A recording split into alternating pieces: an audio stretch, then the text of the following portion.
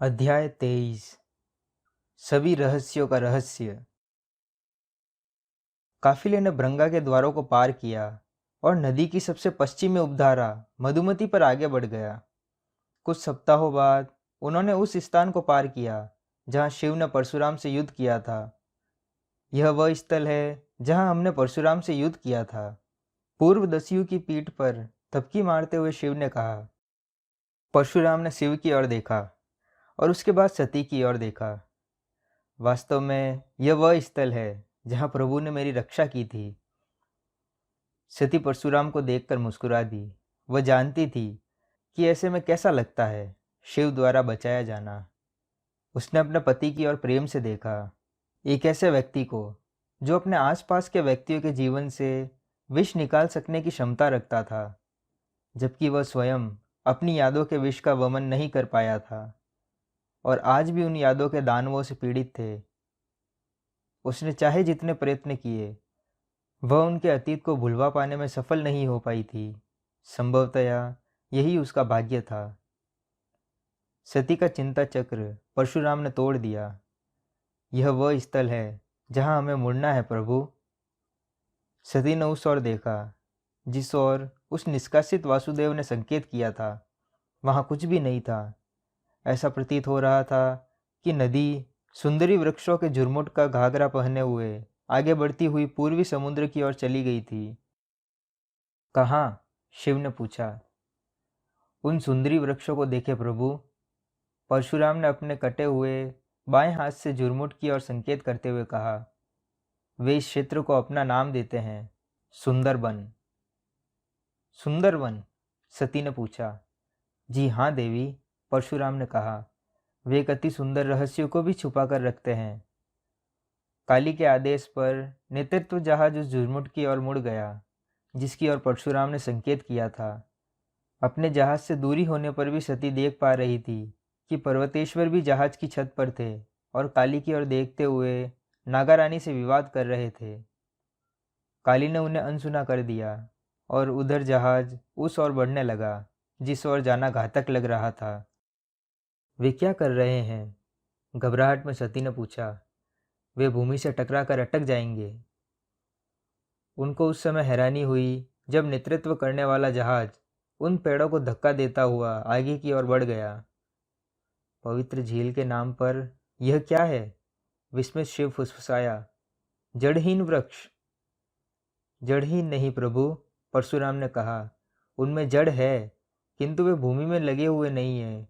जड़ दलदल में तैरते रहते हैं। परंतु ऐसे वृक्ष जीवित कैसे रह सकते हैं? सती ने पूछा। यह कुछ ऐसा है कि जो मैं भी नहीं समझ पाया हूँ, परशुराम ने कहा। संभवतया यह नगाओं का जादू है। राजसी जहाज के पीछे अन्य जहाज भी सुंदरी वृक्षों के तैरते झुरमुट में सफलता से प्रवेश कर गए और उसके बाद वे एक झील में प्रविष्ट हुए जहाँ मधुमती का जल विनम्र तरंगों वाला हो गया था। शिव ने चारों ओर आश्चर्य से देखा। वह क्षेत्र अत्यधिक हरा भरा था और पक्षियों के उग्र कलरव से जीवित था। वहाँ वे पेड़ पौधे अत्यधिक सघन थे जिसके कारण उस झील पर पत्तियों की छतरी सी बन गई थी।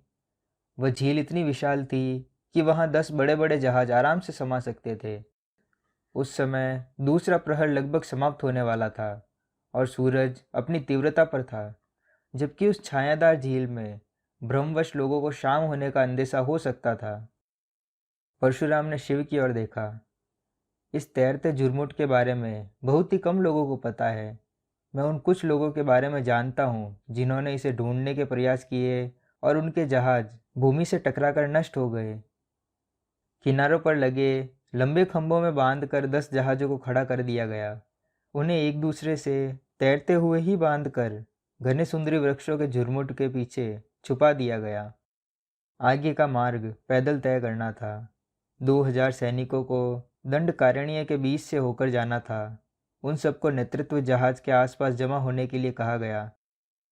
काली मुख्य मस्तूल पर चढ़ गई ताकि सभी लोग उसे देख सके। आप सभी सुने। सभी लोग शांत हो गए। काली का स्वर तत्काल ही अनुपालन की मांग कर रहा था। आप सभी लोगों ने दंडकारण्य के बारे में अफवाहें सुनी होगी। आपने सुना होगा कि दंडक वन विश्व में सबसे बड़ा है। यह पूर्वी समुद्र से लेकर पश्चिमी समुद्र तक फैला हुआ है। यह इतना सघन है कि सूरज की रोशनी यहाँ प्रवेश नहीं कर सकती। यह विकराल पशुओं से भरा पड़ा है जो भटके राही को नष्ट कर देते हैं। यह उन विषाक्त वृक्षों से भी भरा पड़ा है, और जो लोग मूर्खतावश कुछ खा लेते हैं या उन्हें छूते हैं तो वे समाप्त हो जाते हैं। सैनिकों ने चिंता से काली की ओर देखा। ये सभी अफवाहें सही है, अत्यधिक भयंकर रूप से। सैनिकों को पता था कि दंडक वन नर्मदा के दक्षिण में था। इसकी सीमा प्रभु मनु ने निर्धारित की थी, ऐसी सीमा जिसे कभी पार नहीं करना था। वे न केवल प्रभु मनु के आदेशों का उल्लंघन कर रहे थे, बल्कि भयानक दंडकारण्य में प्रवेश भी कर रहे थे।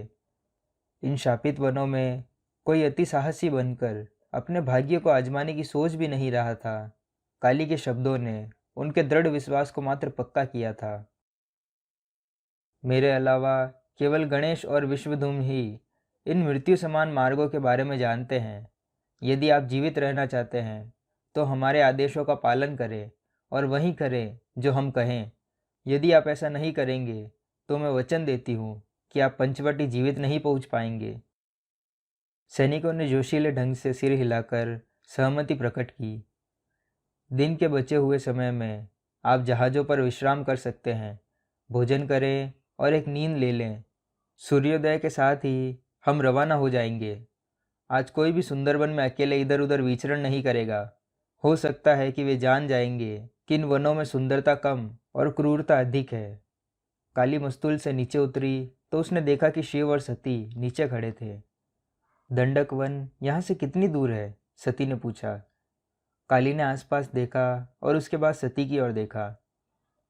हम लोग एक बहुत बड़े काफिले में यात्रा कर रहे हैं।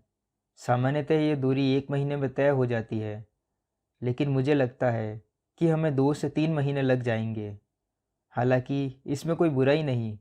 मैं मृत्यु की अपेक्षा धीरे चलना पसंद करूंगी। तुम्हें शब्दों को घुमाना बहुत आता है बहन।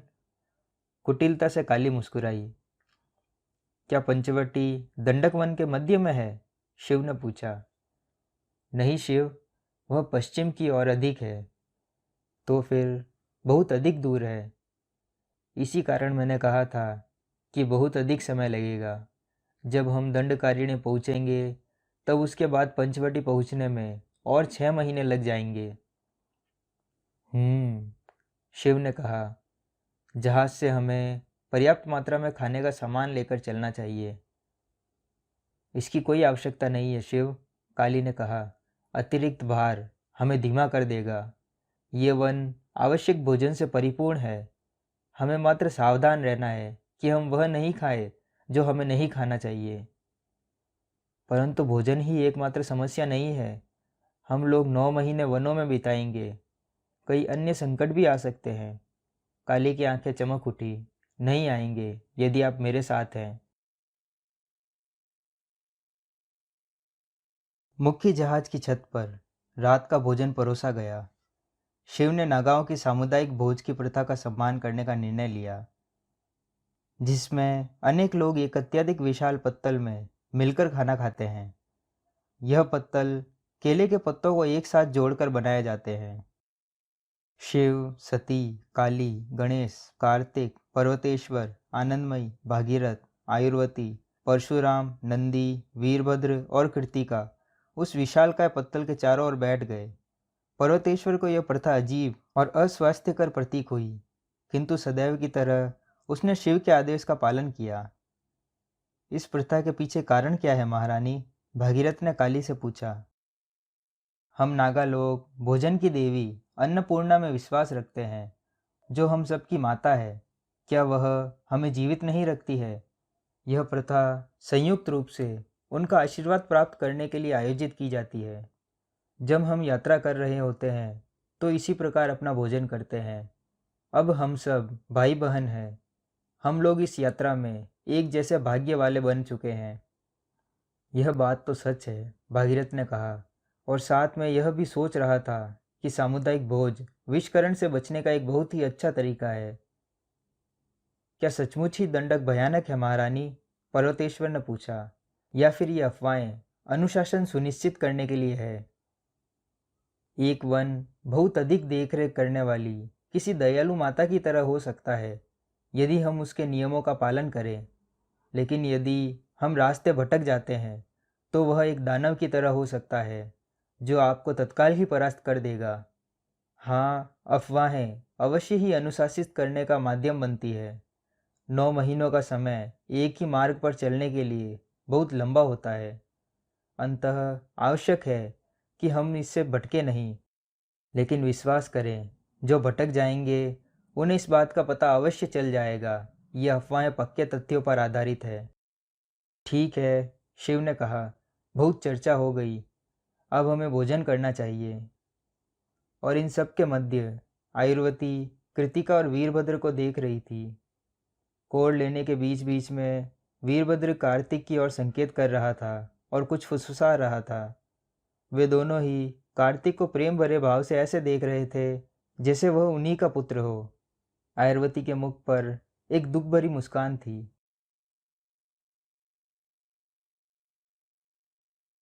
सेनापति, वीरभद्र ने कहा। पर्वतेश्वर सच में झुंझलाया हुआ था। 2 सैनिक तैरती हुई गोदी में नेतृत्व जहाज के पास थे और 200 आदमी उनके साथ थे। सबसे आगे काली और गणेश थे। कोई मार्ग दिखाई नहीं पड़ रहा था। हर दिशा को सघन झाड़ियों ने पूरी तरह ढका हुआ था। वीरभद्र को देखकर पर्वतेश्वर थोड़ा शांत हो गया। क्या प्रभु आ रहे हैं?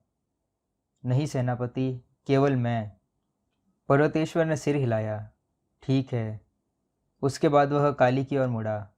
महारानी, मैं आशा करता हूँ कि आप मेरे आदमियों से पंचवटी तक झाड़ियों को काटते हुए मार्ग बनाकर चलने की आशा नहीं कर रही हैं। यदि मैं ऐसी आशा करती भी हूँ तो मुझे विश्वास है कि आपके सूर्यवंशी सैनिक यह काम बहुत सरलता से कर लेंगे। पर्वतेश्वर की आंखें झुंझलाहट में संकुचित हो गई। देवी, मैं अपने धैर्य की अंतिम सीमा पर हूँ। आप या तो सीधे सीधे उत्तर दें या फिर मैं अपने आदमियों के साथ जहाज से रवाना हो जाऊंगा। मुझे नहीं पता कि आपका विश्वास जीतने के लिए मुझे क्या करना चाहिए सेनापति। क्या अभी तक की यात्रा में मैंने ऐसा कोई काम किया है जिससे आपके लोगों को कोई कष्ट पहुंचा हो? काली ने पश्चिम दिशा की ओर संकेत करते हुए कहा।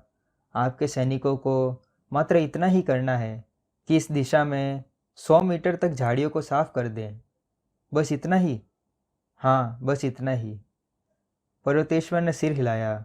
सैनिकों ने तत्काल ही अपनी तलवारें निकाली और एक पंक्ति की बनावट में आ गए। वीरभद्र भी उनमें शामिल हो गया। वे आगे की ओर धीमे धीमे से बढ़ने लगे। वे उन सभी झाड़ियों को काटकर साफ करते जा रहे थे जो अवैधानिक थी। गणेश और विश्वधुम्न उस पंक्ति के दोनों छोरों पर थे। वे बाहर की ओर देखते हुए अपनी तलवारें निकाले हुए थे। उनकी मुद्राओं से स्पष्ट था कि वे उन सैनिकों की रक्षा किसी अनजान संकट से कर रहे थे। कुछ देर के बाद वीरभद्र और सैनिक तब आश्चर्यचकित रह गए जब वे उन सघन झाड़ियों से निकलकर एक रास्ते पर आ गए। वह इतना चौड़ा था कि 10 अश्व एक साथ चल सकते थे। अरे, प्रभु राम के नाम पर यह कहाँ से निकल आया? आश्चर्यचकित पर्वतेश्वर ने पूछा। यह मार्ग स्वर्ग की ओर जाता है, काली ने कहा, लेकिन वहां पहुंचने से पहले यह नर्क से होकर गुजरता है। पर्वतेश्वर नागारानी की ओर मुड़ा। काली मुस्कुराई। मैंने आपसे पहले ही कहा था, मुझ पर विश्वास करें। वीरभद्र थोड़ा बढ़कर आगे गया और आगे जाने वाले मार्ग को विस्मय से देखा। वह एकदम ही सीधा सपाट सामने दूर तक जाता दिख रहा था। वह पत्थरों भरा एक मार्ग था जिसे बहुत हद तक समतल किया गया था। उस सड़क मार्ग के समांतर दोनों ओर वृक्षों के साथ साथ बाड़े अनवरत लगे हुए थे जिन पर लताएं लिपटी हुई थी। क्या यह विषाक्त है? पर्वतेश्वर ने उन जुड़वा बाड़ों की ओर संकेत करते हुए कहा। अंदर वाला जो सड़क मार्ग के ठीक बाद है वह नागवल्ली लताओं से बने हुए हैं, काली ने कहा। यदि आप चाहें तो इनकी पत्तियों को खा भी सकते हैं, लेकिन जो बाड़ा बाहर जंगल की ओर लगा हुआ है वह बहुत विषाक्त है। यदि उनके कांटे भी आपको चुभ जाएं तो आपको अपने ईश्वर से प्रार्थना करने तक का समय नहीं मिल पाएगा। पर्वतेश्वर ने अपनी भौहों को ऊंचा किया। इन लोगों ने इन्हें कैसे बनाया होगा? वीरभद्र काली की ओर मुड़ा। महारानी जी, क्या यह बस इतना ही है? क्या हमें बस इतना ही करना है? इस सड़क मार्ग को खोजना है और आगे बढ़ते जाना है, और हम लोग नागाओं के नगर पहुंच जाएंगे। काली ने उपहास से मुस्कुराते हुए कहा, यदि जीवन इतना ही सरल होता तो क्या था। प्रथम पहर बस समाप्त होने ही वाला था। सूरज क्षितिज पर टिमटिमा रहा था। कुछ ही मिनटों में वह अपनी कीर्ति के अनुसार प्रकाश फैलाते और गर्मी प्रदान करते हुए चमकने वाला था। हालांकि उस सघन सुंदर वन में सूरज अपने अग्निमय स्वरूप की छाया मात्र ही था। शिव के काफिले के चलने के लिए, मार्ग दिखाने के लिए उसकी कुछ किरणें ही उन सघन पत्तियों से छनकर धरती तक आने में सफल हो पा रही थी। नागांव की सड़क तक सफाई किए हुए स्थान पर 100 आदमी का एक दल छोड़ दिया गया था। उन्हें स्पष्ट आदेश दे दिया गया था, जंगल की ओर से आने वाले किसी भी पशु या किसी अन्य संकट का तत्काल ही समाधान कर देना था। पैदल सिपाही उस सफाई किए क्षेत्र से होते हुए जब नागा मार्ग में प्रविष्ट हुए तो उनकी आंखें विस्मित थी। उस जंगल में जो उन लोगों ने सबसे अंतिम आशा की थी, वह थी एक आरामदायक और सुरक्षित रास्ते की। जुलूस के दोनों किनारों पर घुड़सवार दल थे, जो मशाले लेकर मार्ग को प्रकाशित कर रहे थे। काले अश्व पर सवार विश्वधुम्न के साथ पर्वतेश्वर, भागीरथ और आनंदमयी भी आगे आगे चल रहे थे। नीलकंठ का परिवार काली, आयुर्वती, कृतिका और नंदी के साथ मध्य में चल रहा था। वीरभद्र और परशुराम के साथ गणेश सफाई किए हुए स्थान में खड़ा था। वह तब तक प्रतीक्षा करेगा जब तक कि सभी सैनिक वहां से निकल नहीं जाते। उसके बाद उसे एक कार्य करना था। क्या हमें सचमुच ही पीछे की ओर पहरा देने की आवश्यकता है गणेश? वीरभद्र ने पूछा। तैरते हुए सुंदरी के झुरमुट को ढूंढ पाना लगभग असंभव है। हम लोग नागा हैं, सभी हमसे घृणा करते हैं। हम कभी भी असावधान नहीं रह सकते। ये अंतिम सैनिक है, अब क्या करना है? कृपा कर मेरा पहरा करे, गणेश ने कहा। गणेश अपने हाथ में बीज का एक थैला लिए हुए उस सफाई किए हुए हिस्से में था। वीरभद्र और परशुराम उसके दोनों ओर अपने हथियार निकालकर उसके साथ बढ़ गए। वे दोनों ही दोनों ओर से उसकी सुरक्षा कर रहे थे।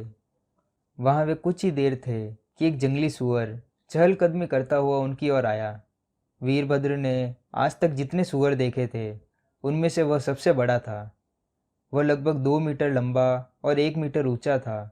वह सुअर कुछ दूरी पर रुक गया। अपने सामने के खुरों को आगे पीछे करता हुआ, अपने नथुनों से हुंकार की धीमी ध्वनि के साथ वह मनुष्यों को देख रहा था। परशुराम गणेश की ओर मुड़ा। वह सुअर आक्रमण करने के लिए तैयार हो गया था। नागा अपना काम करता जा रहा था। वह बीज बिखेरता जा रहा था और उसी मध्य उसने धीमे से परशुराम को अपना सिर हिलाया। परशुराम आगे की ओर उछला और उसने अपनी कुल्हाड़ी को हवा में लहराया, जिसकी धार से उस सुअर का सिर एक ही बार में धड़ से अलग हो गया। वीरभद्र परशुराम की ओर उसकी सहायता के लिए धीरे धीरे बढ़ रहा था। तभी गणेश ने तेजी से उसे रोकते हुए कहा, आप दूसरी ओर अपनी आंखों को केंद्रित करे रहिए वीरभद्र। परशुराम इसे संभालने में सक्षम है। परशुराम ने इस बीच उस पशु के शरीर को जगह जगह से काट दिया था। उसके बाद उसने उस जंगली सुअर के कटे हुए भागों वाले शव को सड़क पर खींच लिया। जब परशुराम वापस आया तो उसने वीरभद्र से इसका वर्णन किया। यह शव मांसाहारी पशुओं को ही आकर्षित करेगा। इस बीच गणेश ने बीजों को इधर उधर छितराने का कार्य समाप्त कर लिया था। वह मुड़ा और सड़क की ओर चल पड़ा। उसके पीछे वीरभद्र और परशुराम थे। जैसे ही वह सड़क पर पहुंचे तो वीरभद्र बोल पड़ा। वह एक विशालकाय जंगली सुअर था। वास्तव में वह बहुत ही छोटा था, क्योंकि वह अभी युवा ही था। गणेश ने कहा, उनके समूह में दूसरे बहुत बड़े होंगे। जब हम सड़क की सुरक्षा करते हैं तो इन्हें बहुत निकट नहीं आने देते। इस क्षेत्र में सुअरों का आक्रमण घातक सिद्ध हो सकता है। वीरभद्र मुड़ा तो उसने देखा कि 100 भृंगा सैनिक उनके अश्वों को थामे हुए प्रतीक्षा कर रहे थे। वह गणेश की ओर मुड़ा। अब क्या करना है? अब हम प्रतीक्षा करते हैं, अपनी तलवार निकालते हुए गणेश ने कहा। उसका स्वर शांत था। हमें इस प्रवेश द्वार को कल प्रातः तक सुरक्षित करना है। जो कोई भी इसमें प्रवेश करने का प्रयास करता है, उन्हें नष्ट कर देना है। केवल कल तक ही? तब तक क्या ये झाड़ियाँ पूरी तरह से उग जाएगी? बिल्कुल सही, ऐसा ही होगा। एक शेर की तीव्र गुर्राहट को सुनकर वीरभद्र उठ बैठा। कोई पशु, संभवतः या एक हिरण, उस विशालकाय बिल्ली की पकड़ में आ चुका था। उसने अपने आसपास देखा। जंगल जगने लगा था। सूरज का उदय अभी अभी हुआ था। 50 सैनिक उसके सामने सो रहे थे। उनके आगे की ओर नागा सड़क थी, जिस पर शिव के अनुगामियों के दल ने कल ही अपनी यात्रा प्रारंभ कर दी थी। वीरभद्र ने अपने अंगवस्त्रम को शरीर पर लपेट लिया और हथेलियों पर फूंक मारी। बहुत ठंड थी। उसने देखा कि उसके पास ही परशुराम खराटे लेता हुआ, अपना मुंह आधा खोले हुए गहरी निंद्रा में डूबा हुआ था। वीरभद्र अपनी कोहनी के बल उठा और पीछे मुड़ा। अन्य 50 सैनिक पहरे पर खड़े हुए थे। उनकी तलवारें बाहर निकली हुई थी। उन्होंने अपने अन्य साथियों से पहरे का भार आधी रात में लिया था। गणेश, मैं यहाँ हूँ वीरभद्र, गणेश ने कहा। वीरभद्र आगे बढ़ा तो पहरेदारों ने हटकर बीच में जगह बनाई, जिससे लोकाधीश दिखने लगा। वीरभद्र स्तब्ध था। पवित्र झील की सौगंध, वीरभद्र ने कहा। ये झाड़ियाँ तो फिर से उतनी ही बड़ी हो गई है। यह तो लगभग ऐसा है कि जैसे ये कभी काटी ही नहीं गई थी। अब सड़क मार्ग पूरी तरह से सुरक्षित है। अब हम यहाँ से आगे बढ़ सकते हैं। आधा दिन यदि हम तेजी से चलें तो शेष लोगों तक पहुँच जाएंगे। तो फिर हम किस चीज़ की प्रतीक्षा कर रहे हैं?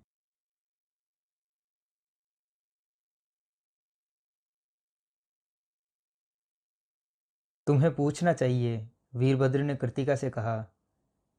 सुंदरबन में चलते हुए बिना किसी घटना के 1 महीने का समय बीत चुका था। इतना विशालकाय काफिला होने के बावजूद उन्होंने अच्छी प्रगति कर ली थी।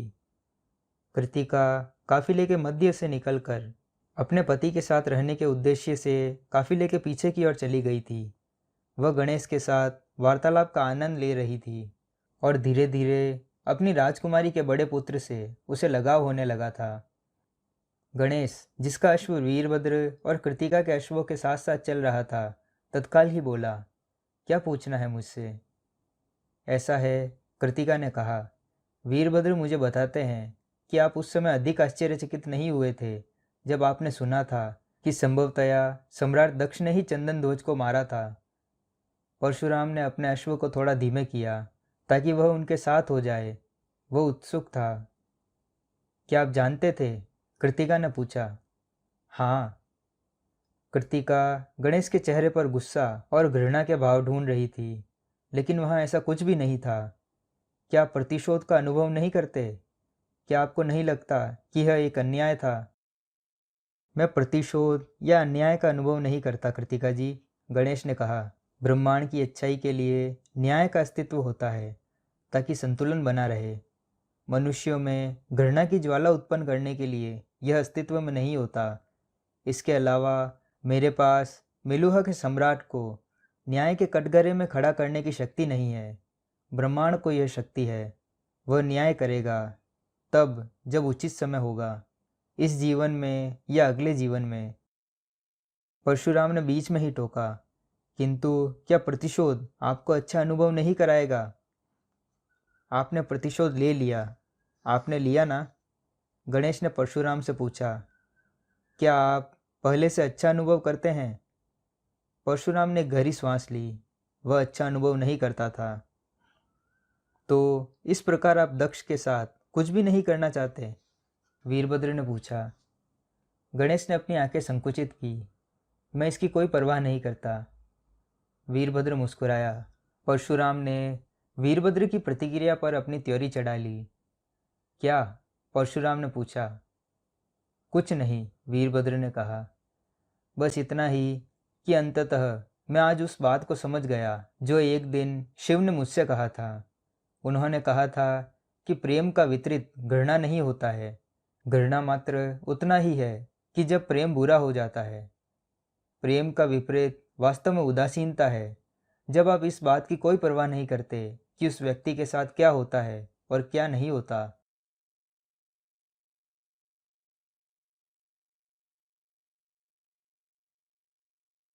भोजन बहुत स्वादिष्ट है, शिव ने मुस्कुराते हुए कहा। सुंदरी वृक्षों के झुरमुट से निकलकर चलते हुए शिव और उसके साथियों को 2 महीने बीत चुके थे। वे लोग अभी अभी भयानक दंडक वन में प्रविष्ट हुए थे। सड़क मार्ग समाप्त हो चुका था और बहुत बड़े खुले क्षेत्र में परिवर्तित हो चुका था। इस क्षेत्र में शिव के दल के अलावा और अधिक संख्या में लोग समा सकते थे। जैसा कि नागाओं की प्रथा थी, समूहों में लोग विशालकाय पत्तलों पर सामूहिक रात्रि भोजन कर रहे थे। काली मुस्कुराई। वन में वे सभी कुछ है जिनकी हमें आवश्यकता है। सती ने गणेश की पीठ पर थपकी मारी। वह शेष परिवार से अलग सवारी कर रहा था। अंततः सती सामूहिक रात्रि भोजन का आनंद ले रही थी, जहां वह अपने बड़े पुत्र के साथ बातचीत कर सकती थी। क्या भोजन ठीक ठाक है? बहुत अच्छा है माँ, गणेश मुस्कुराया। गणेश कार्तिक की ओर मुड़ा और उसने एक आम उसकी ओर खिसका दिया। कार्तिक, जो इन दिनों बहुत ही कम मुस्कुरा रहा था, उसने अपने भाई की ओर लगाव से देखा। धन्यवाद दादा। भागीरथ ने काली की ओर देखा। वह स्वयं को अब और अधिक रोक नहीं पा रहा था। महारानी जी, ये 5 मार्ग इस खुले क्षेत्र से बाहर की ओर क्यों निकल रहे हैं? मैं सोच ही रही थी कि अभी तक आपने यह प्रश्न पूछने से स्वयं को कैसे रोका हुआ था। सभी लोग काली की ओर मुड़ गए। बहुत ही सरल। इनमें 4 मार्ग आपको दंडक वन के ओर अधिक सघन वन में ले जाते हैं, इतने सघन कि आप विनाश को पहुंच जाते हैं। कौन सा सही मार्ग है? भागीरथ ने पूछा। मैं आपको कल प्रातः बताऊंगी, जब हम यहाँ से प्रस्थान करेंगे। ऐसे खुले क्षेत्र और कितने हैं काली? शिव ने पूछा। काली के होठ एक बड़ी मुस्कान में खींच गई। पंचवटी के रास्ते में ऐसे 5 खुले क्षेत्र हैं शिव। प्रभु राम दया करे, पर्वतेश्वर ने कहा। इसका अर्थ है कि 3 सहस्त्र अवसरों में मात्र एक अवसर है जब हम पंचवटी के लिए सही मार्ग का चयन कर सकते हैं। हाँ, काली मुस्कुराई। आनंदमयी खींच भरी हंसी हंस रही थी। ऐसा है कि हमें यह आशा करनी चाहिए कि आप सही मार्ग को ना भूली हो महारानी। काली मुस्कुराई। विश्वास करें, मैं नहीं भूली हूँ। काली ने शिव, सती और नंदी को थोड़ा आगे सवारी करते हुए देखा। शिव ने अभी अभी ही कुछ ऐसा कहा था कि सती और नंदी खिलखिलाकर हंस पड़े थे। उसके बाद नीलकंठ नदी की ओर मुड़े और उसकी ओर अर्थपूर्ण ढंग से अपनी पलकें झपकाई। काली आयुर्वती की ओर मुड़ी। उनमें यही कुशलता है। वे पंचवटी की ओर जाने वाले उस काफिले के बीच चल रहे थे। मधुमती नदी के पास से उनकी यात्रा को आरंभ हुए 3 महीने बीत चुके थे। दंडक जैसे सघन वन में होते हुए भी उनकी यह यात्रा आश्चर्यजनक रूप से शांतिपूर्ण रही थी, यद्यपि थकाऊ अवश्य रही। ऐसे वार्तालाप से ही ऊब कम की जा सकती थी। कौन सी कुशलता? आयुर्वती ने पूछा। लोगों के दुख हर के उनमें सुख शांति लाने की कुशलता, काली ने कहा। हाँ, वह तो है, आयुर्वती ने कहा, किंतु वह उनकी कई कुशलताओं में से मात्र एक है। ओम नमः शिवाय। काली विस्मित थी। मेलुहा की वेद्य ने पुराने मंत्र को भ्रष्ट कर दिया था। ओम और नमः शब्द केवल देवों के लिए ही उपयोग किए जाते थे, किसी भी जीवित मनुष्य के लिए कभी नहीं। नागा रानी ने आगे जाते हुए शिव को देखने के लिए अपना चेहरा घुमाया और मुस्कुराई। कभी कभी एक सामान्य आस्था गहन शांति प्रदान कर देती है। काली ने आयुर्वती की कही हुई पंक्ति को दोहराया। ओम नमः शिवाय। समस्त ब्रह्मांड प्रभु शिव के समक्ष सिर झुकाता है। मैं प्रभु शिव के सामने सिर झुकाती हूँ। आयुर्वती कार्तिक की ओर मुड़ी, जो थोड़ा पीछे सवारी कर रहा था। वह बालक 4 वर्ष की आयु से कुछ ही महीने अधिक का था, लेकिन वह 9 वर्ष का प्रतीत हो रहा था। उसे देखकर मन विचलित हो रहा था। उसकी बाहों और मुख पर चोट के निशान थे। उसके पीठ के ऊपर दो तलवारें एक दूसरे को आर पार करती हुई टंगी हुई थी। ढाल का कहीं अता पता नहीं था। उसकी आंखें बाड़ों पर टिकी हुई थी, जो आने वाले संकट को खोज रही थी। लगभग अपनी जान पर खेलते हुए जिस दिन उसके भाई ने अकेले ही शेरों से उसकी जान बचाई थी, उसी दिन से कार्तिक पूरी तरह से अंतर्मुखी हो चुका था। अपने माता पिता, कृतिका और गणेश के अलावा वह किसी अन्य से ना के बराबर बातें करता था। वह कभी मुस्कुराता तक नहीं था। वह सदैव शिकारी दलों के साथ वनों में जाता था। कई बार उसने अकेले ही पशुओं का शिकार किया था। विस्मित सैनिकों ने आयुर्वती को कार्तिक के कारनामों का वर्णन दिया था कि वह कैसे शिकार करते समय शांत, केंद्रित और क्रूर बन जाता था। आयुर्वती ने एक आह भरी। जब से उन्होंने काशी को छोड़ा था, तब से पिछले कुछ महीनों में काली का आयुर्वती के साथ बहुत अच्छा संबंध हो चुका था। वह फुसफुसाई, मेरे विचार से आपको प्रसन्न होना चाहिए, क्योंकि उसने अपने जीवन से उचित सीख ली है। वह अभी बालक है, आयुर्वती ने कहा। अभी उसे बड़ा होने में बहुत साल लगने वाले हैं। उसे कब बड़ा होना है, यह निर्णय लेने वाले हम कौन होते हैं? काली ने कहा। यह चयन उसका अपना है। एक दिन वह हम सबको गौरवान्वित करेगा। मधुमती के तट से चले हुए 8 महीने बीत चुके थे। काफिला नागांव की राजधानी पंचवटी से केवल एक दिन की दूरी पर था। वे एक सड़क के किनारे शिविर लगाए हुए थे, जो एक विशालकाय नदी के निकट था। यह नदी उतनी ही बड़ी थी जितनी प्रारंभ में सरस्वती हुआ करती थी। भागीरथ ने सोचा था कि यह महान नदी वही पौराणिक नर्मदा नदी होगी, वह सीमा जिसके बारे में प्रभु मनु ने कहा था कि उसे कभी भी पार नहीं करना है। वे इस समय उसी नदी के उत्तरी किनारे पर थे। यह अवश्य ही नर्मदा होगी, भागीरथ ने विश्वधुम्न से कहा। मेरा अनुमान है कि हम इसे कल पार करेंगे। प्रभु मनु हम पर दया करें। पर्वतेश्वर बोल पड़ा। हाँ, यही होगी। नर्मदा दक्षिणी क्षेत्र में एकमात्र ऐसी नदी है जो सरस्वती के समान ही विशालकाय है। विश्वधुम्न मुस्कुराया। वे लोग पहले से ही नर्मदा से बहुत दूर दक्षिण में आ चुके थे। महोदय, कभी कभी हमारा मन हमें भुलावे में डाल देता है। ध्यान से देखें, हमें इस नदी को पार करने की कोई आवश्यकता नहीं है। आनंदमयी की आंखें आश्चर्य में बड़ी बड़ी हो गई। महान भगवान रुद्र के नाम पर यह नदी तो पश्चिम से पूर्व की ओर बहती है। विश्वधुम्न ने सहमति प्रकट की। जी हाँ, ऐसा ही है राजकुमारी जी। यह नर्मदा नहीं हो सकती। उस नदी के बारे में तो हमें पता है कि वह पूर्व से पश्चिम की ओर बहती है। प्रभु राम दया करे, भागीरथ चिल्ला पड़ा। ऐसी बड़ी नदी का अस्तित्व हमसे कैसे छुपा रह सकता है? यह समस्त भूमि ही गोपनीय है राजकुमार, विश्वधुम्न ने कहा।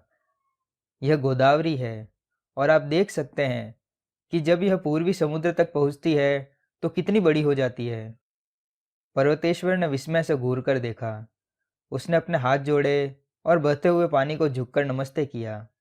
गोदावरी एकमात्र ऐसी नहीं, विश्वधुम्न ने कहा।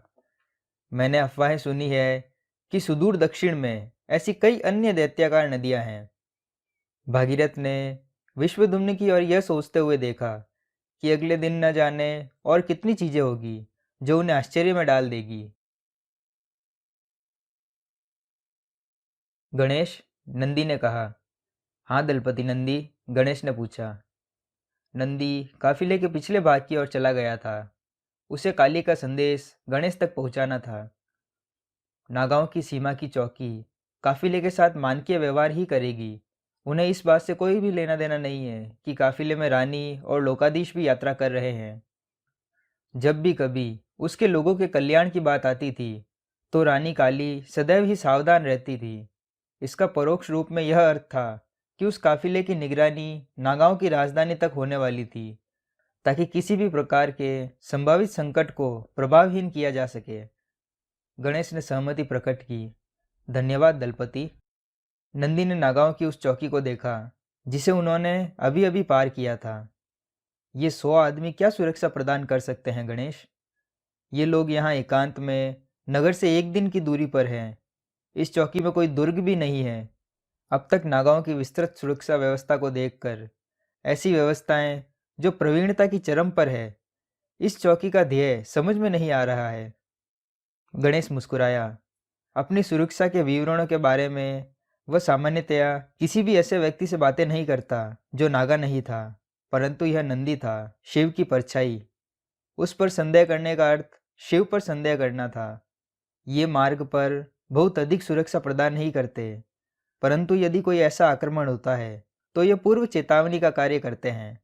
तब इनकी भूमिका पंचवटी के मार्ग में नगर तक जाल बिछाने की होती है, जो कि ऐसा पीछे हटते हुए करते हैं। नंदी ने त्योरी चढ़ा ली। एक सीमांत चौकी केवल जाल बिछाने के लिए? परंतु यह उनका प्राथमिक कार्य नहीं है।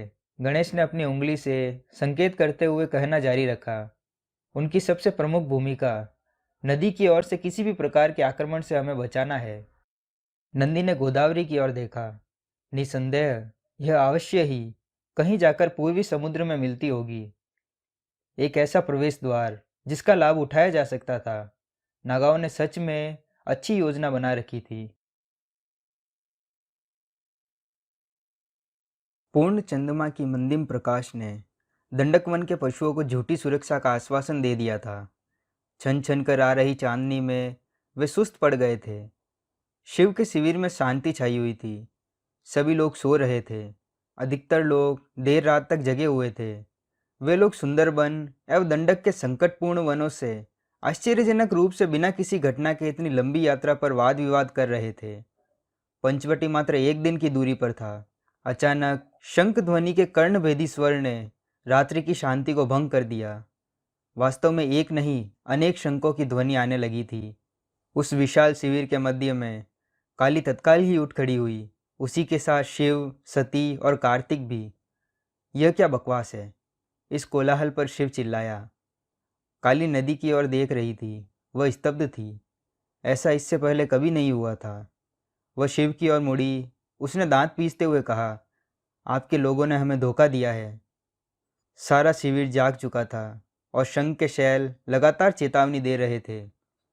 गणेश, जो इन शंखों की गर्जना के सबसे निकट नदी के समीप शिविर में था, वह सीधा उस ओर भागता जा रहा था। नंदी, वीरभद्र और परशुराम उसके पीछे थे। यह क्या हो रहा है?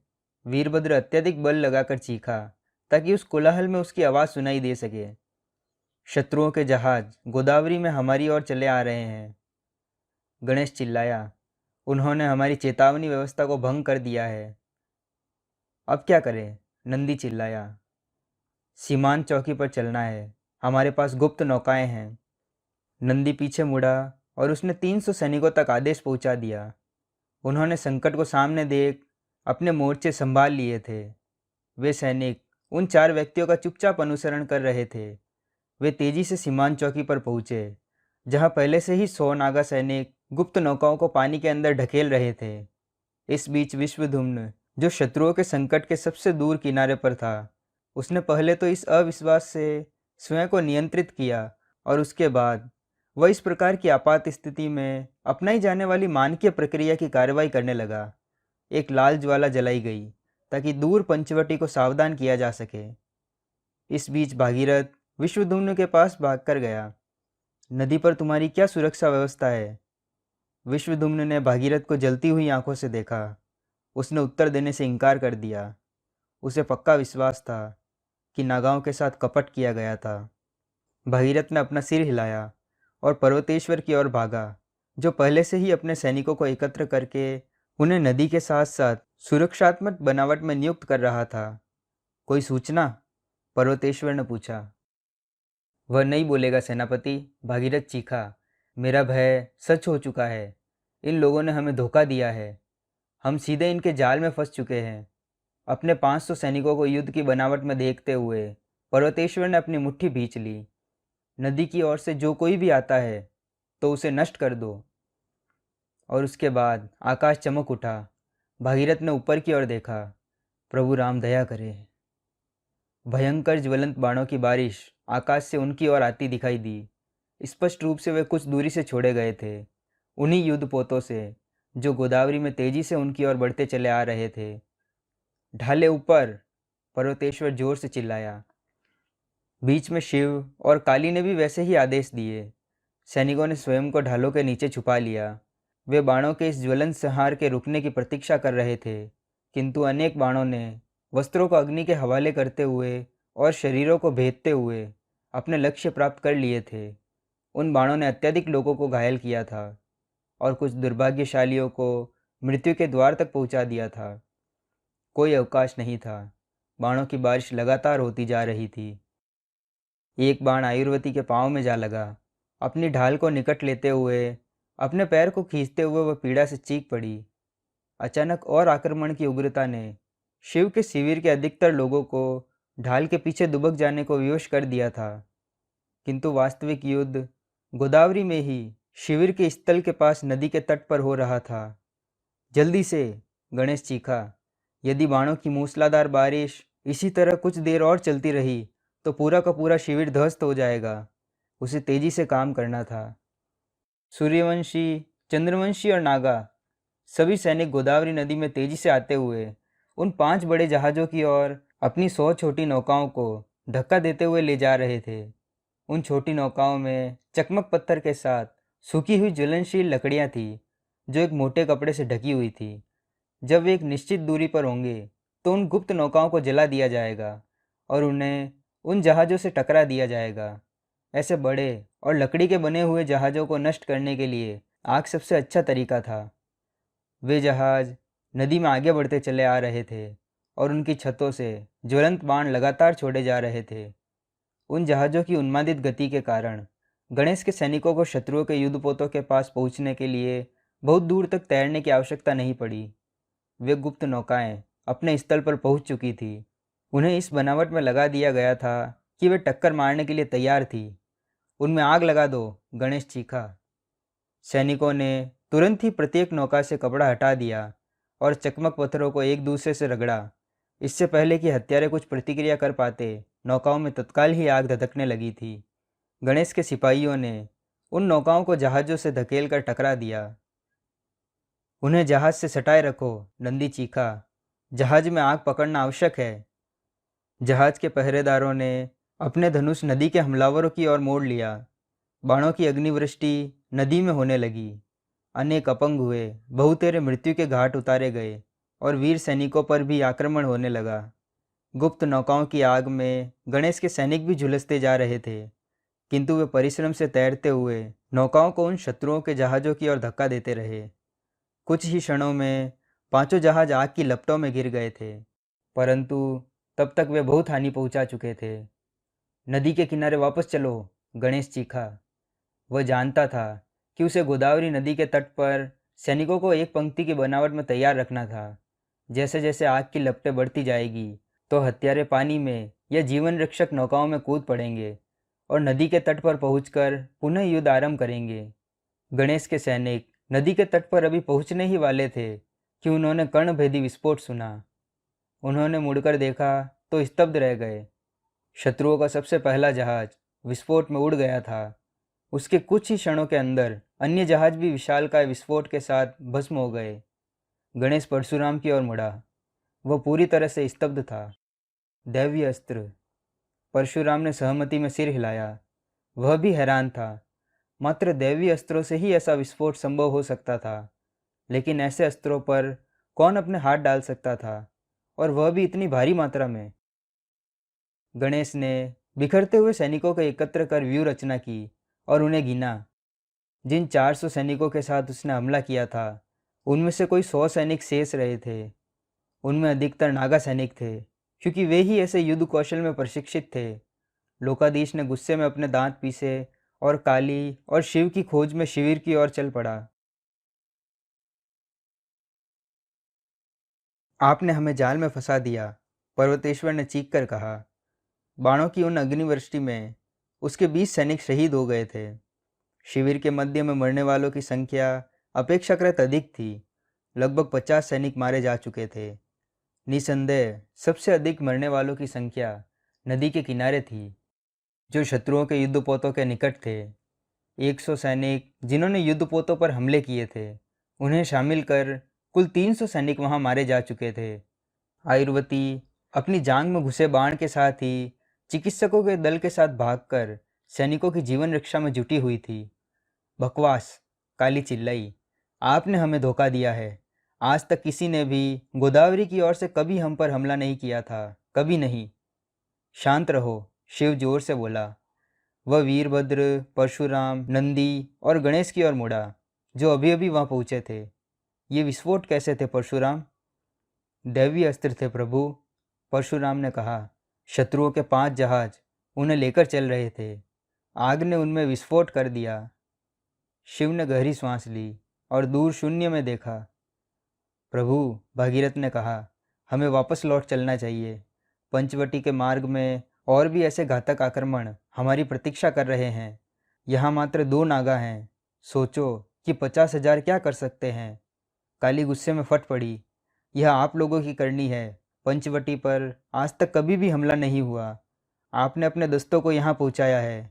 यह तो सौभाग्य की बात थी कि गणेश ने मुंह तोड़ उत्तर दिया और आपके दस्तों को समाप्त कर दिया, वरना हम सभी लोग मारे जाते। सती ने काली को धीमे से स्पर्श किया। वह यह बताना चाहती थी कि गणेश के साथ सूर्यवंशी और चंद्रवंशी सैनिक भी युद्ध करते हुए मारे गए थे। बहुत हो गया, शिव चिल्लाया। क्या आप लोगों में से किसी को यह भान है कि क्या हुआ है? नीलकंठ नंदी और कार्तिक की ओर मुड़ा। 100 सैनिकों के साथ नदी के तट पर जाओ। देखो कि उन शत्रुओं के जहाज़ों में कोई जीवित है या नहीं। मैं जानना चाहता हूँ कि वे कौन लोग थे। नंदी और कार्तिक तत्काल ही वहां से रवाना हो गए। शिव ने क्रोध की ज्वाला से खोलते हुए अपने आसपास के लोगों को देखा। हम सब के साथ धोखा किया गया है। जो लोग भी हम पर बाणों की वर्षा कर रहे थे, वे अपने लक्ष्य का चयन नहीं कर रहे थे। वे हम सबको मृत देखना चाहते थे। परंतु वे गोदावरी तक कैसे आ गए? काली ने पूछा। शिव ने उसकी ओर तीक्ष्ण दृष्टि से देखा। लानत है, यह मुझे कैसे पता होना चाहिए? हमारे अधिकतर लोग तो इसे नर्मदा नदी ही समझ रहे थे। ये नागा लोग ही हो सकते हैं प्रभु, भागीरथ ने कहा। इन पर विश्वास नहीं किया जा सकता।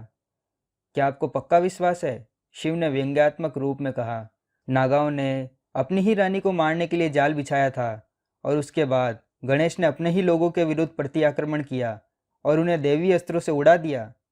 यदि उसके पास दैवीय अस्त्र थे और हम पर उपयोग करना चाहता था, तो फिर उसने हम पर उन अस्त्रों का उपयोग क्यों नहीं किया? सब के सब मुख हो गए। मेरे विचार से वे अस्त्र पंचवटी को नष्ट करने के लिए थे। उनकी योजना थी कि वे हमारा नरसंहार सरलता से करने के बाद नागाओं की राजधानी को भी नष्ट कर देंगे। उन्होंने यह आशा नहीं की थी कि नागा अत्यधिक सतर्क होंगे और उनके पास अत्यंत ही प्रभावी सुरक्षा व्यवस्था होगी, जिसमें यह गुप्त नौकाएं भी शामिल थी, जिनके कारण आज हम बच पाए। नीलकंठ जो कह रहे थे, अब उसका अर्थ सबको समझ में आ रहा था। यही उचित प्रतीत भी हो रहा था। गणेश ने भूमि देवी को मुख धन्यवाद दिया। ऐसी ही आपात स्थितियों से निपटने के लिए नागा राज्यसभा ने गणेश के प्रस्ताव को मान गोदावरी की सीमांत चौकियों को अस्त्र शस्त्र से लैस करना स्वीकार किया था।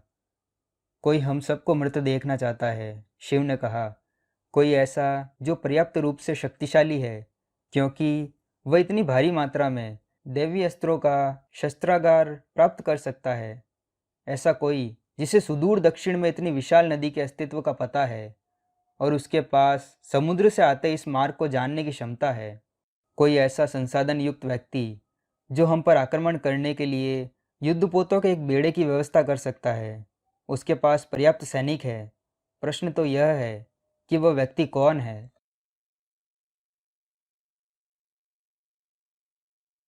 क्षितिज पर सूरज धीरे धीरे उग आया था। उस थके हुए शिविर पर प्रकाश और लालिमा फैल गई। पंचवटी से एक राहत दल भोजन एवं औषधियाँ लेकर पहुंचा। अंततः आयुर्वती ढीली पड़ ही गई थी और वह विश्राम करने के लिए एक तंबू में चली गई। अधिकतर घायलों की देखभाल हो चुकी थी। फिर अन्य किसी सैनिक की मृत्यु नहीं हुई। यहाँ तक कि जो लोग घातक रूप से घायल थे, उन्हें भी बचा लिया गया था। कार्तिक और नंदी रात भर की खोज के बाद अपने दल सहित शिविर में वापस आए। वे सीधे शिव के पास गए। कार्तिक ने पहले कहा, कोई भी जीवित नहीं बचा है बाबा। प्रभु, हमने नदी के दोनों किनारों का परीक्षण कर लिया है, नंदी ने आगे बताया। हमने जहाज के मलबे की भी जांच कर ली है। यहाँ तक कि हमने नदी में 5 किलोमीटर आगे तक जाकर देख लिया, कहीं कोई जीवित व्यक्ति उस ओर भाग ना निकला हो। परंतु हमें कोई जीवित व्यक्ति नहीं मिला। शिव ने मन ही मन कोसा। उसे संदेह था कि यह आक्रमण किसने करवाया होगा, परंतु वह निश्चित तौर पर ऐसा नहीं कह सकता था। उसने पर्वतेश्वर और भागीरथ को बुलाया। आप दोनों ही अपने देशों के जहाज को पहचान सकते हैं। मैं चाहता हूँ कि आप दोनों जहाज़ों के मलबे को ध्यान से परीक्षण करें। मैं जानना चाहता हूँ कि उनमें से कोई भी जहाज मेलुहा या स्वदीप का तो नहीं। प्रभु, पर्वतेश्वर ने जोर से कहा, यह नहीं हो सकता। पर्वतेश्वर, कृपया आप मेरे लिए यह काम करें। शिव ने उसे बीच में ही टोक दिया। मैं एक निष्पक्ष उत्तर चाहता हूँ। वे जहाज वास्तव में कहाँ से आए थे? पर्वतेश्वर ने नीलकंठ को सैनिक नमस्ते किया। आपकी जैसी आज्ञा प्रभु। मेलुहा का सेनापति भागीरथ के साथ वहां से निकल पड़ा। क्या आपको लगता है कि यह आक्रमण मात्र एक संयोग था? यह आपके रहस्य जानने से ठीक एक दिन पहले हुआ। शिव और सती शिविर के पास नदी के तट पर एक एकांत स्थल पर बैठे हुए थे। वह प्रथम पहर का अंतिम घंटा था। अंत्येष्टि कर्म कर दिया गया था।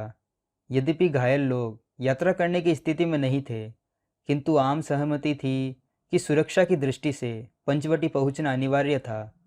नागाओं का नगर सड़क मार्ग के पास बने किसी शिविर से अधिक सुरक्षित होगा। नागाओं ने पहिएदार गाड़ियों की व्यवस्था कर रखी थी ताकि घायलों को उनमें लाद कर काफिले के साथ ले जाया जा सके। काफिला 1 घंटे में रवाना होने के लिए तैयार था।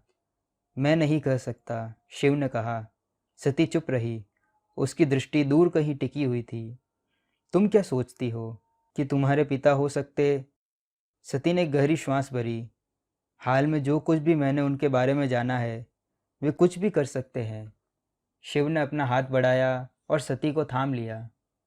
परंतु मैं नहीं सोचती कि वे इतने बड़े आक्रमण का आदेश अकेले दे सकते हैं।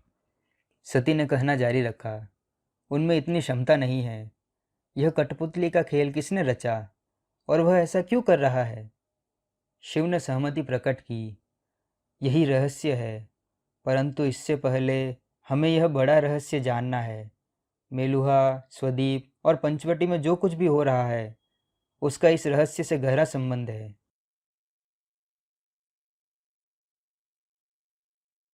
रक्त रंजित और थका हुआ काफिला जब गोदावरी नदी के तट से नागाओं की राजधानी पंचवटी के लिए रवाना हुआ, तो सूरज सिर पर चढ़ चुका था।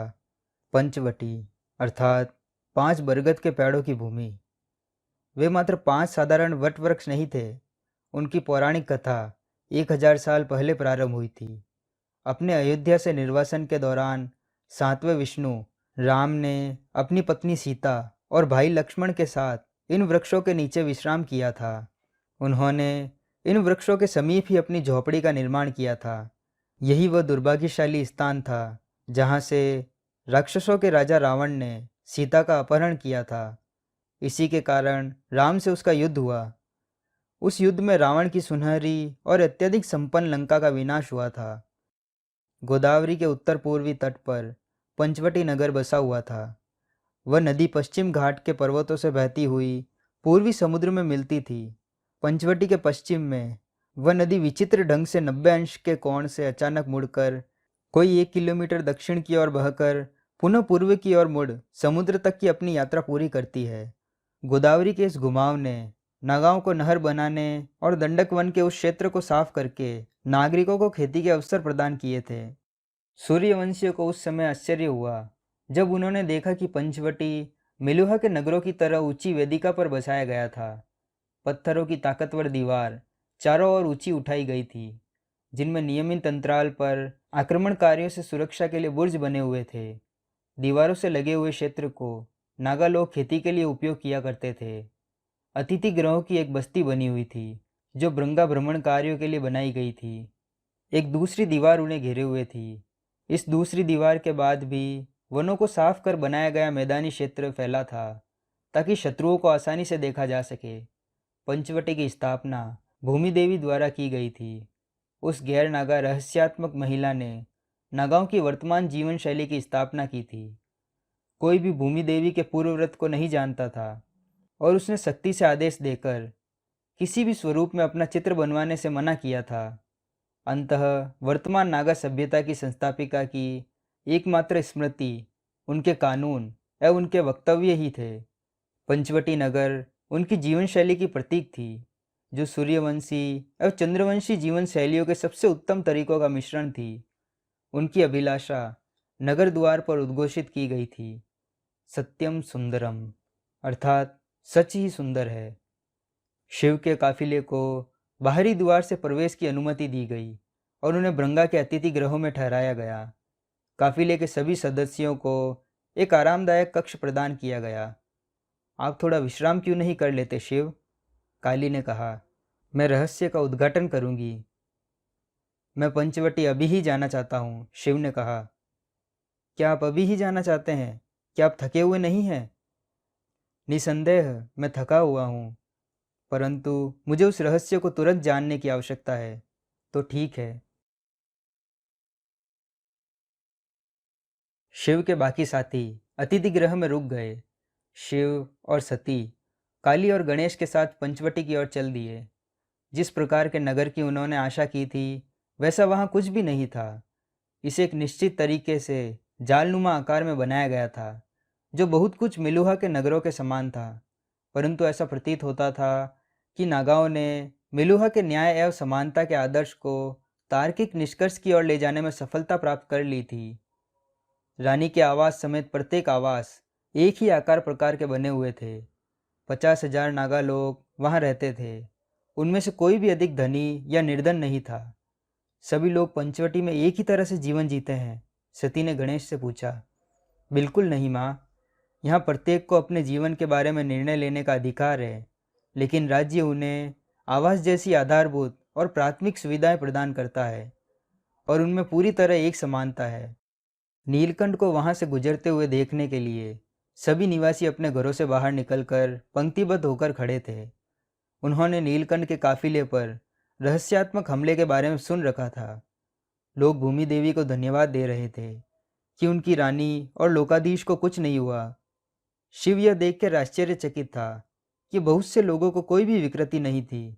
उसने बहुत से लोगों को नागाओं के शिशुओं को गोद में उठाए देखा। ये गैर नागा लोग पंचवटी में क्या कर रहे हैं? शिव ने पूछा। ये लोग नागा बच्चों के माता पिता हैं, काली ने कहा, और वे यहाँ रहते हैं। कुछ माता पिता अपने नागा बच्चों को छोड़ देते हैं, काली ने कहा, और कुछ लोग अपने बच्चों के साथ बहुत अधिक लगाव रखते हैं। उनकी ममता में इतनी ताकत है कि वे सामाजिक पक्षपातों को नकार देते हैं। हम ऐसे ही लोगों को पंचवटी में शरण देते हैं। जिन नागा बच्चों के माता पिता उन्हें त्याग देते हैं, उनकी देखभाल कौन करता है? आनंदमयी ने पूछा। संतान रहित नागा लोग, काली ने कहा। नागाओं की प्राकृतिक संतान नहीं हो सकती, इसी कारण वे मेलुहा और स्वदीप द्वारा त्यागे गए बच्चों को गोद ले लेते हैं और उन्हें अपनी संतान की तरह पालते पोसते हैं, जो एक नवजात शिशु का जन्माधिकार है। नगर के मध्य में वे चुपचाप चल रहे थे। यही वह स्थल था जो वट वृक्षों के चारों ओर ऐसे भवनों में परिवर्तित किया जा चुका था जो सार्वजनिक थे। ये भवन पंचवटी के निवासियों के उपयोग के लिए बने थे। ये स्वदीप शैली में भव्य रूप से निर्मित थे। वहाँ एक विद्यालय था, प्रभु रुद्र और देवी मोहिनी को समर्पित एक मंदिर था, एक सार्वजनिक स्नानघर और कला प्रदर्शन हेतु एक प्रेक्षागृह भी था, जहाँ वे 50,000 नागरिक नियमित रूप से एक दूसरे से मिला करते थे। संगीत, नृत्य और नाटक मनोरंजन के साधन थे, न कि ज्ञान अर्जित करने के। वह रहस्य कहाँ है? व्याकुल होते हुए शिव ने पूछा। यहाँ है प्रभु नीलकंठ, गणेश ने विद्यालय की ओर संकेत करते हुए कहा। शिव ने अपनी त्योरी चढ़ा ली। रहस्य एक विद्यालय में? उसने आशा की थी कि वह रहस्य नगर के मध्य में स्थापित आध्यात्मिक केंद्र प्रभु रुद्र के मंदिर में होगा। वह उस भवन के अंदर चला गया। बाकी सभी लोग उसके पीछे पीछे अंदर गए। वह विद्यालय एक पारंपरिक शैली में निर्मित किया हुआ था। स्तंभावली युक्त गलियारा एक आंगन के चारों ओर बना हुआ था और उस गलियारे में द्वार बने थे जो कक्षाओं की ओर जाते थे। दूर किनारे पर एक खुला हुआ विशाल कक्ष था। वह पुस्तकालय था। पुस्तकालय के साथ ही लगा हुआ एक और गलियारा था जो मुख्य भवन से बाहर एक खेल के मैदान में खुलता था। उस मैदान के दूसरी ओर अन्य सुविधाएं मौजूद थी, जैसे सभा कक्ष और अभ्यास करने के लिए प्रयोगशालाएं आदि। कृपया शांति बनाए रखें, काली ने कहा। कक्षाएं अभी भी चल रही है। हम केवल एक कक्षा में बाधा डालेंगे, सभी में नहीं।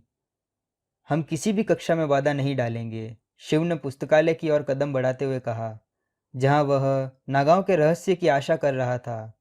संभवतया वह एक पुस्तक थी। प्रभु नीलकंठ, गणेश ने कहा, जिसे सुनकर शिव का बढ़ा हुआ कदम वहीं का वहीं रुक गया। शिव रुक गया। गणेश ने एक कक्षा के प्रवेश द्वार पर लगे पर्दे की ओर संकेत किया। शिव ने अपनी त्योरी चढ़ा ली। आश्चर्यजनक रूप से एक जाना पहचाना स्वर दर्शन की व्याख्या कर रहा था। पर्दे के पीछे वह स्वर पूर्णतः स्पष्ट था। आजकल का नया दर्शन प्रत्येक वस्तु की कामना को दोष देता है।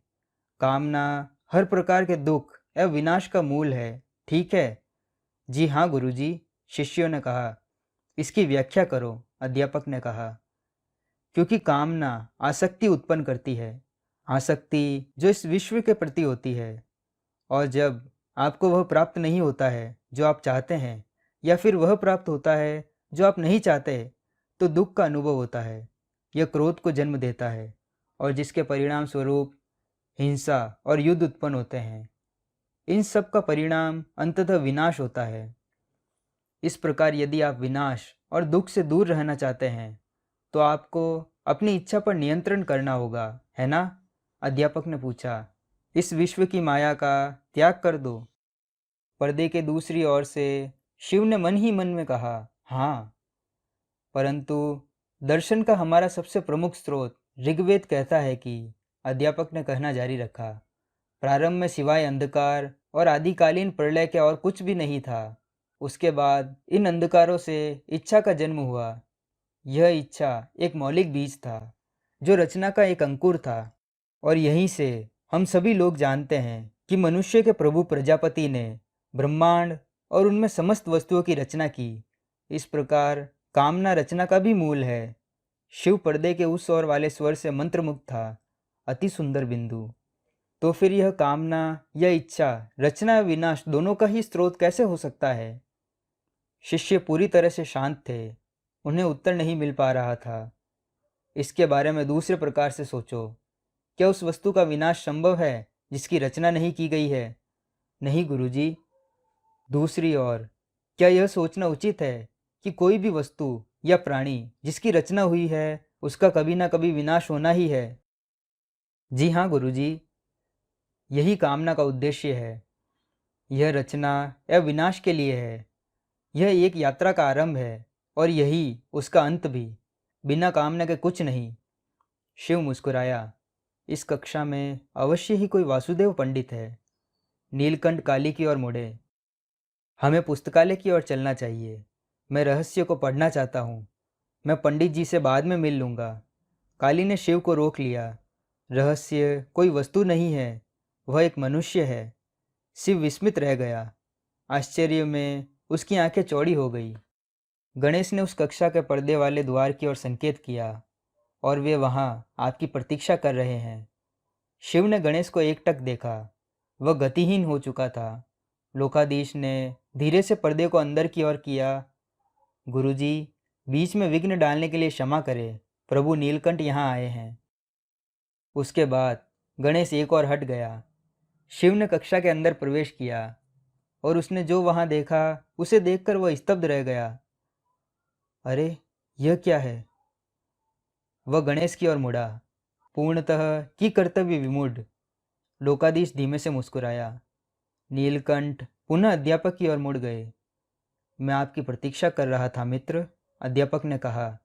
वह मुस्कुरा रहा था और उसकी आंखें नम थी। मैंने आपसे कहा था कि आपके लिए कहीं भी चला जाऊंगा, यहाँ तक कि पाताल लोक भी, यदि वह आपके लिए सहायक होगा। शिव ने इस पंक्ति को अपने मन में बार बार कई बार दोहराया था। उसने कभी भी यह संदर्भ नहीं समझा था कि दानवों की भूमि का अर्थ क्या था। अब उसे सब कुछ समझ में आ रहा था। दाढ़ी काट दी गई थी और उसके स्थान पर पतली मूछ रख ली गई थी।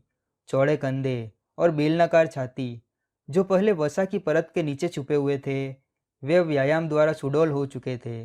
ब्राह्मणों का प्रतीक जनेऊ उनकी नव विकसित छोटी छोटी मांसपेशियों पर सुशोभित था। सिर के बाल पहले की तरह ही मुंडित थे। उनकी चोटी अब अधिक लंबी और संवरी हुई थी।